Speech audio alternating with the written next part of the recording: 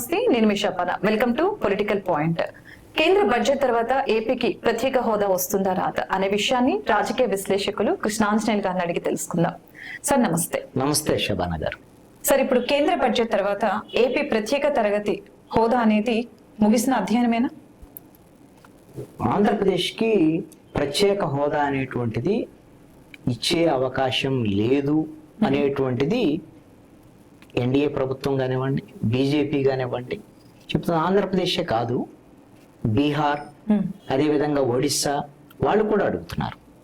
మీరు గమనిస్తే పార్లమెంట్లో బడ్జెట్ సమావేశానికి ముందు, అంటే బడ్జెట్ ప్రజెంట్ చేయడానికి ముందు రోజు బీహార్కు సంబంధించినటువంటి ఆర్జేడీ ఎంపీ అడిగినటువంటి ప్రశ్నకి బీహార్కి ఏమైనా ప్రత్యేక హోదా ఇస్తున్నారా, ఇవ్వటం లేదా అనేటువంటి దాన్ని అడిగితే కేంద్ర ఆర్థిక సహాయ మంత్రి పంకజ్ చౌదరి చాలా స్పష్టంగా చెప్పారు, మేము ఇవ్వటం లేదు, అలాంటి ఆలోచన లేదు అనేటువంటిది. అంటే బీహార్కు లేదు అని అంటే ఆంధ్రప్రదేశ్ కూడా లేదు అనేటువంటి అందరూ దాన్ని అది ఇంప్లాయిడ్ కదా, ఇంకా వాళ్ళకి ప్రత్యేక హోదా లేదన్నా మనకి ఎలా వస్తుంది అని.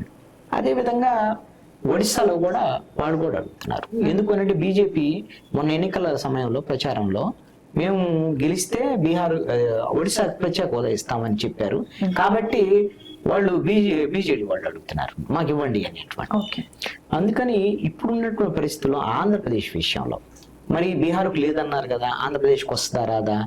అదేవిధంగా ఆంధ్రప్రదేశ్కి ఆల్రెడీ అమరావతికి సంబంధించినటువంటి 15,000 కోట్ల రూపాయలు రుణాల రూపంలో ఇస్తామని, పోలవరం నిధులు ఇస్తాం, ఇవన్నీ చెప్తున్నారు కదా. కాబట్టి ఇక ప్రత్యేక హోదా లేదు అనేటువంటి ఒక చర్చ వైపు వెళ్తుంది అంతా. కానీ ప్రత్యేక హోదా అనేటువంటి అంశం ముగిసిన అధ్యాయం కాదు, ఎట్టి పరిస్థితుల్లో కాదు.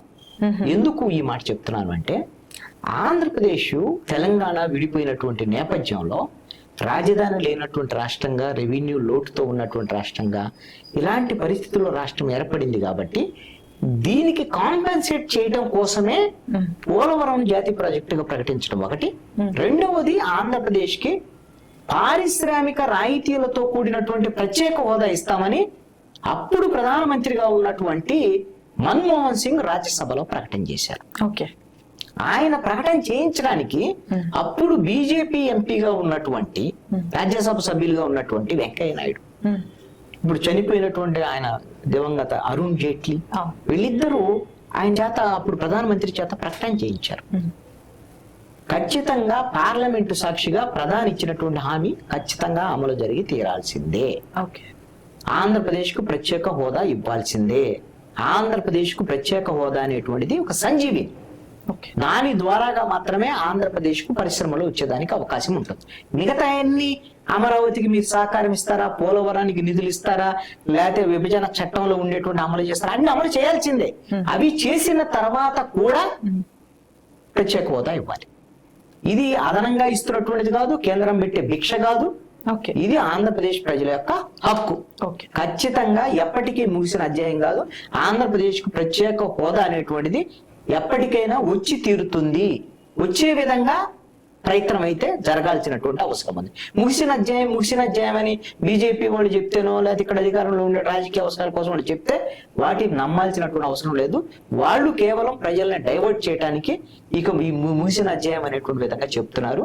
ఇది తప్పు. ఖచ్చితంగా ఆంధ్రప్రదేశ్ ప్రత్యేక హోదా రావాల్సిందే, కావాల్సిందే. సార్, మరి ప్రత్యేక హోదా ప్రకటించడానికి ఉన్న ఆటంకాలు ఏంటంటారా? ఆంధ్రప్రదేశ్కి ప్రత్యేక హోదా ప్రకటించడానికి అసలు ఏ విధమైనటువంటి ఆటంకాలు లేవు. సాంకేతిక పరమైన ఆటంకాలు లేవు. ఆటంకాలల్లా రాజకీయ పరమైనటువంటి ఆటంకాలే. ప్రధానమంత్రి నేతృత్వంలో ఉన్నటువంటి జాతీయ అభివృద్ధి మండలి, దానికి చైర్మన్ ప్రధానమంత్రి. ఆయన ఒక్క సంతకం చేస్తే ఆంధ్రప్రదేశ్కి ప్రత్యేక హోదా వస్తుంది. ఇప్పుడు వరకు భారతదేశంలో 11 రాష్ట్రాలకి ప్రత్యేక హోదా ఇవ్వటం అనేది జరుగుతుంది. 1969లో మొట్టమొదటిసారి 5వ పంచవర్ష ప్రణాళిక సందర్భంగా వెనకబడినటువంటి రాష్ట్రాలకి అభివృద్ధికి అదనంగా నిధులు ఇవ్వాలనేటువంటి అంశం మీద గాడ్గిల్ ఫార్ములా ప్రకారంగా ప్రత్యేక హోదా అనేటువంటి దాన్ని మొట్టమొదటికి ఇవ్వటం అనేది ప్రారంభించారు. దాని ప్రకారంగా ఏంటి దానివల్ల ప్రయోజనం అని అంటే మొత్తం బడ్జెట్లో ఒక 30% ముందు ఈ ప్రత్యేక హోదా ఉన్నటువంటి రాష్ట్రాలకు ముందు ఇచ్చిన తర్వాత 70% దేశవ్యాప్తంగా మన అన్ని రాష్ట్రాలకు పంచుతారు. ఓకే. అది అదనపు ఉపయోగం. ఆ విధంగా వెనకబడినటువంటి రాష్ట్రాలకు సపోర్ట్ ఇచ్చేటువంటి ఇది ఉంది. మరి ఆ 11 రాష్ట్రాలకి ఎక్కడా కూడా మీకు పార్లమెంట్ లో బిల్లు పెట్టారా, లేకపోతే ఇది చేశారా, మీ విభజన చట్టంలో ఉందా, ఏం అవసరం లేదు. అవును. ప్రధానమంత్రి నేతృత్వంలో జాతీయ అభివృద్ధి మండలి నిర్ణయం తీసుకొని ప్రధానమంత్రి సంతకం చేస్తే అయిపోతుంది. ఇది ఉన్నటువంటి అంశం. అయితే చాలా మంది చెప్తున్నారు ఇది కొండల ప్రాంతం ఉండాలి, ఆ రాష్ట్రం ఎక్కువగా గిరిజనులు ఉన్నటువంటి ప్రాంతం ఉండాలి, జనసాంద్రత తక్కువ ఉండాలి, ఇతర దేశ సరిహద్దులకు సంబంధించినటువంటిది ఇది ఉండాలి, ఇలాంటి అన్ని నిబంధనలు ఉన్నాయి, ఇవన్నీ చెప్తున్నారు. ఈ నిబంధనలు ఉన్న మాట వాస్తవమే. కానీ ఆంధ్రప్రదేశ్ కు ప్రత్యేక హోదా ప్రకటించడం అనేటువంటిది ఒక ప్రత్యేకమైనటువంటి రాజకీయ పరిస్థితుల్లో జరిగింది. ఎందుకు? భారతదేశంలో ఒక రాష్ట్రం అనేటువంటిది రాజధాని లేనటువంటి ప్రాంతం ఎప్పుడు అన్ని రాజధాని ప్రాంతాలు విడిపోయినాయి. రాజధాని ఉన్నటువంటి ప్రాంతం విడిపోయిన రాష్ట్రంలోకి వెళ్ళింది తెలంగాణలో. కాబట్టి రాజధాని లేనటువంటి ఆంధ్రప్రదేశ్ కి ఈ రోజున నష్టాన్ని పూడ్చడం కోసం ప్రత్యేక హోదాని ప్రకటించారు. కాబట్టి ఆ ప్రత్యేక హోదా అనేటువంటి దాన్ని ఈ విధమైనటువంటి నిబంధనలో చూడకూడదు. మీకు అందుకనే భారత రాజ్యాంగంలో ఆర్టికల్ 3 ప్రకారంగా కేంద్ర ప్రభుత్వం పార్లమెంటు రాష్ట్రాల విభజన చేసేటువంటి క్రమంలో ఆర్టికల్ 6 ఏం చెప్తుంది అని అంటే, ఒకవేళ రాష్ట్ర విభజన సమయంలో జరిగినటువంటి నష్టాలను పూడ్చుకోవడానికి అవసరమైతే రాజ్యాంగ సవరణలు చేసైనా సరే ఆ రాష్ట్రానికి సంబంధించినటువంటి నష్టాలను పూడ్చాలి అనేటువంటిది చెప్తున్నటువంటి మాట. అలాంటప్పుడు మరి జరిగినటువంటి నష్టానికి కదా మనం ప్రత్యేక హోదా అడుగుతుంది. ఖచ్చితంగా ఇవ్వాలి కేంద్ర ప్రభుత్వం. అందుకని మిగతా రాష్ట్రాలకు మేము సాకులు చూపించడం అనేది కుదరదు. రెండో అంశం ఏం చెప్తుంది ఎన్డీఏ? నీతి ఆయోగ్ సిఫారసు చేసింది. నీతి ఆయోగ్ ఏమన్నా ప్రజలు ఎన్నుకున్నటువంటి సంస్థ? అదేమన్నారు పార్లమెంటా, లేకపోతే ఏమన్నా లోక్సభ కాదు, రాజ్యసభ కాదు, ప్రభుత్వం నియమించుకున్నటువంటి వ్యవస్థ. అదే విధంగా 14th ఫైనాన్స్ కమిషన్ చెప్పింది మేము 32% నుంచి 42% కేంద్ర ప్రభుత్వం నుంచి ఇచ్చేటువంటి నిధులు, రాష్ట్రానికి ఇచ్చేటువంటి నిధుల్ని పెంచుతున్నాము అవన్నీ చెప్తున్నారు. ఇవన్నీ అన్ని రాష్ట్రాలకు ఇస్తున్నారు, అన్ని రాష్ట్రాలకు పెంచారు. కానీ ఆంధ్రప్రదేశ్ కు విభజన చట్టంలో జరిగిన నష్టాన్ని పూడ్చడానికి ప్రత్యేక హోదా. కాబట్టి ఏ నిబంధనలు ఇవన్నీ అడ్డు చెప్పడం అనేటువంటిది సాకులు మాత్రమే. ఏ ఇబ్బందులు లేవు. ఖచ్చితంగా ఆంధ్రప్రదేశ్ కి ఉన్నది ఇబ్బంది అంతా రాజకీయపరమైన ఇబ్బంది. ఆ రాజకీయ ఇబ్బంది ఏమిటి అంటే, ఆంధ్రప్రదేశ్ లో ఉండేటువంటి రాజకీయ పార్టీలు మొన్నటి వరకు తెలుగుదేశం, జనసేన 2018-19 ఆ టైంలో అడిగారు. తర్వాత జగన్మోహన్ రెడ్డి 2019 ఎన్నికలకు ముందు అడిగాడు. 2019 ఎన్నికల తర్వాత అడగట్లేదు. ఇప్పుడు ఎవరు అడగట్లేదు ఆంధ్రప్రదేశ్ లో, గట్టిగా పోట్లాడలేదు. ఇప్పుడు జగన్మోహన్ రెడ్డి మళ్ళీ మాట్లాడే ప్రయత్నం చేస్తున్నారు. కాబట్టి వీళ్ళ వైపు నుంచి రాజకీయ ఐక్యత లేకపోవటమే ప్రధానమైనటువంటి అడ్డంకి తప్ప సాంకేతిక పరమైనటువంటి అడ్డంకులు ఆంధ్రప్రదేశ్ కి ప్రత్యేక హోదా ఇవ్వడానికి ఏ విధమైనటువంటి లేవు. కేంద్ర ప్రభుత్వం ప్రకటించి తీరాల్సినటువంటి అవసరం ఉంది. ఓకే సార్, ఇప్పుడు మరి హోదా స్థానంతో ప్రత్యేక ప్యాకేజీని కేంద్రం ప్రకటిస్తుందంటారా? ఇప్పుడు కేంద్ర ప్రభుత్వము 2014-19 మధ్యలో అప్పుడు కూడా డబుల్ ఇంజిన్ సర్కారే కదా, అక్కడ ఎన్డీఏ ఉంది, ఇక్కడ ఎన్డీఏ ఉంది. మీకు అప్పుడు అరుణ్ జైట్లీ కేంద్ర ఆర్థిక శాఖ మంత్రిగా ఉన్నారు. అప్పుడు ప్యాకేజీ ప్రకటించారు కేంద్ర ప్రభుత్వం వైపు నుంచి. ప్రత్యేక హోదా స్థానంలో మేము ప్యాకేజీ ఇస్తాము, ఆ ప్యాకేజీ ద్వారా మీకు రాష్ట్రానికి ప్రయోజనం జరుగుద్ది అనుకుంటే చంద్రబాబు నాయుడు ఆ ప్యాకేజీని స్వాగతించి ప్రయోజనం అయింది ప్యాకేజీ ద్వారాగా. కొన్ని ప్యాకేజీ విషయంలో వాళ్ళు ఏం చెప్పారంటే, మేము ఇస్తాం కానీ ప్యాకేజీ, దానికి స్పెషల్ పర్పస్ వెహికల్ ఏర్పాటు చేసుకోవాలి, దాని ద్వారాగా మాత్రమే మేము నిధులు ఇస్తాం, మేము ఇచ్చినటువంటి నిధుల్ని ఏ పర్పస్ కి అయితే ఇచ్చామో వాటికి మాత్రమే ఖర్చు చేయాలి అని కండిషన్ పెట్టారు. దానికి చంద్రబాబు నాయుడు ఒప్పుకోవాలి. దాంతోనే కదా ఈ ధర్మ పోరాట దీక్షలు ఇవన్నీ కూడా మొదలైనటువంటి పరిస్థితి మనం చూసాం కదా. అందుకని అప్పుడు ప్యాకేజీ విషయంలో చంద్రబాబు నాయుడు అంగీకరించడం, ఆ తర్వాత ప్యాకేజీ వద్దని చెప్పడం. ఇప్పుడు ఉన్నటువంటి పరిస్థితుల్లో ఇప్పుడు చంద్రబాబు నాయుడు, జనసేన, అదేవిధంగా తెలుగుదేశం, జనసేన, బీజేపీ ఆంధ్రప్రదేశ్ లోనే, అక్కడ ఎన్డీఏ, వీళ్ళు కొత్త రాగం అందుకున్నారు. అది ఏమిటి అంటే, ప్రత్యేక హోదా స్థానంలో ప్రత్యేక హోదా ద్వారాగా ఎంతైతే లాభం జరుగుతుందో అంత లాభం జరిగేటువంటి విధంగా మేము కేంద్ర ప్రభుత్వం నుంచి కొన్ని ప్రయోజనాలను పొందడానికి అడుగుతున్నాము. ఏ ఫార్మేట్ అయితే ఏమైంది, మంచిదే కదా అనేటువంటి ఒక వాదన తీసుకొస్తున్నారు. నిజంగా ప్రత్యేక హోదా ద్వారాగా ఎంత లాభం జరిగింది, వీళ్ళు ఇచ్చేటువంటి ఒకవేళ సహకారం ప్యాకేజీ గానే వీటి ద్వారా ఎంత లాభం జరిగింది, దీన్ని రాష్ట్ర ప్రజల్ని కన్విన్స్ చేసి కేంద్ర ప్రభుత్వం ఒప్పించగలిగితే అప్పుడు ప్రజలు అంగీకరించేదానికి అవకాశాలు ఉండొచ్చు.